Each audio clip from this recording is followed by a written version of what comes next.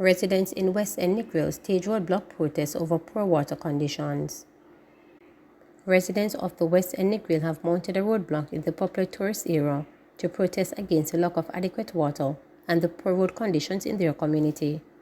Reporters understand that the placard-bearing protesters are demanding that the state-owned National Water Commission address the issue regarding their water woes. The disgruntled protesters have used boulders, garbage drums, and other furniture to block the main thoroughfare from Negril Town Centre to West End in the resort town. "We're tired now, one female protester shouted as she walked with her placard. Grange Hill Primary to remain closed following alleged threats. The Grange Hill Primary School in Westmoreland will remain closed for the duration of the week following allegations that gunmen were preparing to shoot up the institution on Tuesday morning. Speaking with reporters on Wednesday, Principal of the school Clayton Simmons said the Ministry of Education advised them to use the online modality until Monday. "For the rest of the week we will be online. We're hoping that normalcy will return," Clayton stated. On Tuesday, parents scampered to pick up their children mere minutes after an alleged threat on the school. More than 700 students were impacted. The headmaster said in mere minutes the school population decreased as anxious parents secured their wards. The security forces are said to have escorted the remaining students from the school's compound. The school recently ended its 100th anniversary celebration in March. Mobay City Run renamed in honor of Jill Stewart. The Mobay City Run has been renamed in honor of Jill Stewart. The event has been renamed the Jill Stewart Mobay City Run in honor of Executive Chairman of Saunders Resort International Adam Stewart's late wife Jill, who was one of its biggest supporters. The announcement was made during the launch of the event in Montego Bay, St. James Wednesday morning. "It is the least we could do to honor her memory," Janet Silvera, chair of the Mobay City Run, told reporters shortly after the launch. Jill Stewart died last year after a violent year-long battle with cancer. Dr. Kevin Blake appointed police commissioner. Deputy Commissioner Dr. Kevin Blake has been appointed as the next head of the Jamaica Constabulary Force.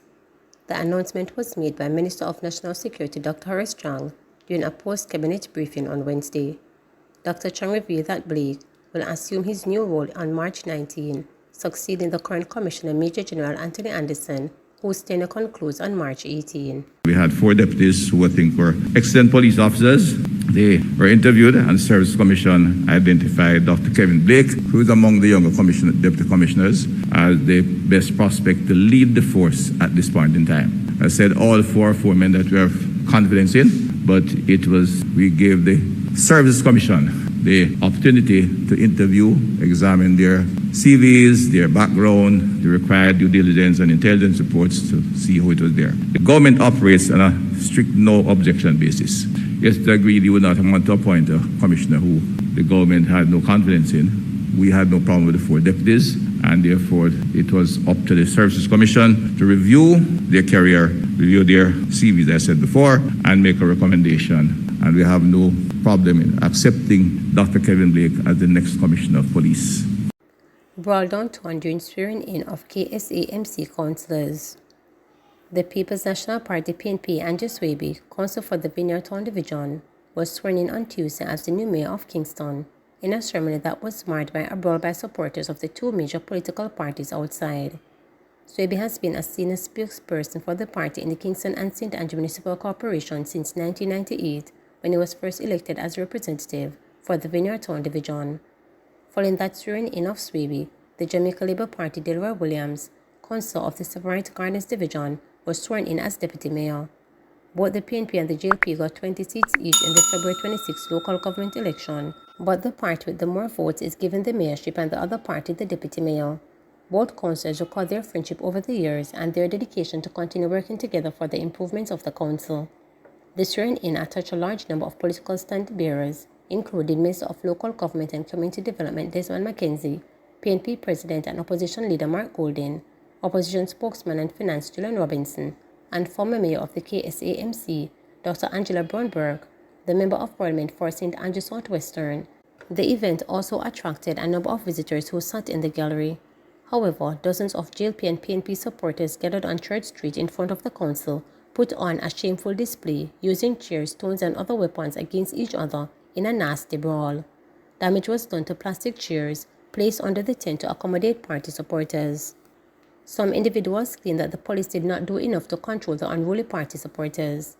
Inside the KSAMC building, however, a camaraderie and speeches praised each other for both sides of the council the order of the day, evidencing that there was an opportunity to reduce the tension outside if both sides, dressed in their party colors, were willing to cooperate with the police and fill up spaces beneath the huge tent, while completely blocked the road and was occupied by most of the quarrelsome PNP and JLP supporters. Fortunately, Mayor Swaby's call for increased cooperation between both sides suggested new interventions to improve the machinery for approving building and construction projects. Swaby also suggested the quarterly meeting of the council with the residents of Kingston and St. Andrew to discuss the various issues necessary to improve the lot of the various communities.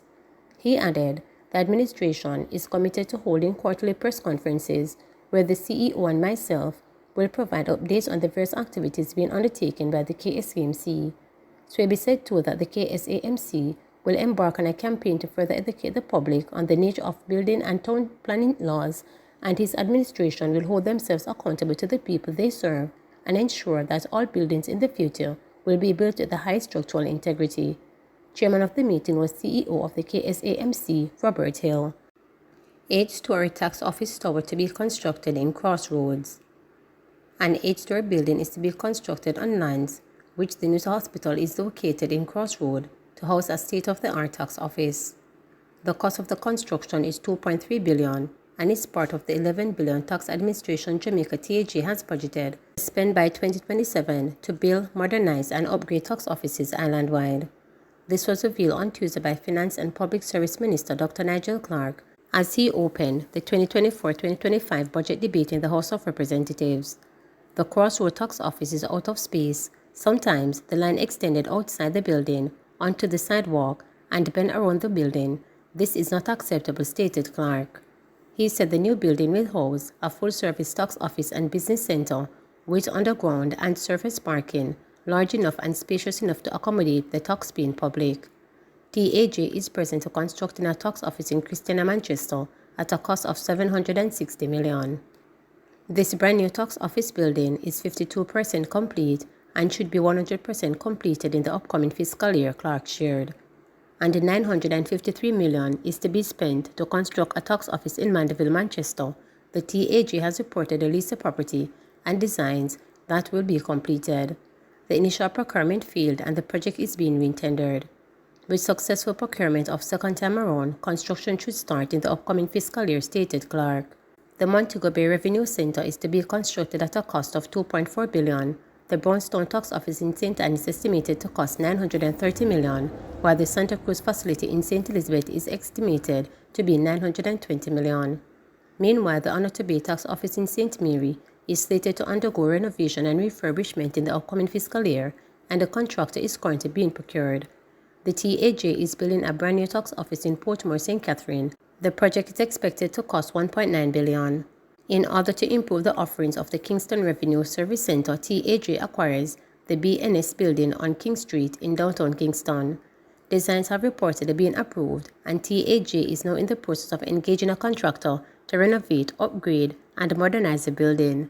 I expect construction to begin in the upcoming fiscal year, and the total all-in cost to be approximately $900 million, Clark stated. Please remember to subscribe, like, share, and click the notification bell for daily updates.